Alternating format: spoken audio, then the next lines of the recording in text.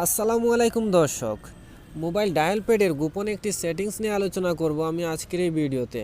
যেমন ধরেন আমরা যদি কোনো নাম্বার যদি খুঁজে বার করি তাহলে কন্ট্যাক্টে যেতে হয়।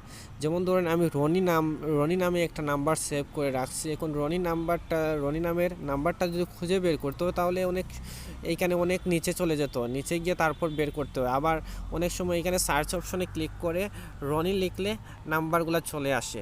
এখন আমরা মোবাইলের ডায়াল প্যাড থেকে আমরা কিভাবে বার করব, এই ডায়াল প্যাড থেকে কিভাবে আমরা বার করব সেই নাম্বারটা, সেই সম্পূর্ণ ভিডিও নিয়ে আলোচনা করব আমি আজকের এই ভিডিওতে। এই রকম আরও নতুন নতুন ভিডিও পেতে আমার ইউটিউব চ্যানেলটি সাবস্ক্রাইব করে দিন এবং আমার ভিডিওগুলি সবার আগে পেতে বেল আইকনে ক্লিক করে দিন।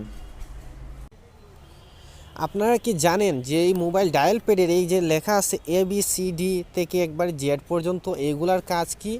অসাধারণ একটি সেটিংস। এই ABCD এর কাজ কি? যেমন ধরেন আমি রনি নামে একটি নাম্বার সেভ করছি, সেই রনি নামটা আমি কীভাবে বের করব?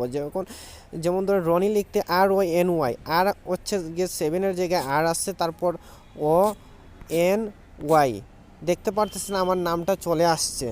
সেই ABCD এর কাজ হচ্ছে এইখান থেকে আপনারা লিখে আপনারা নাম্বারগুলো খুঁজে বের করতে পারবেন। অসাধারণ একটি সেটিংস, এইরকমভাবে চাইলে আপনারাও বের করতে পারবেন।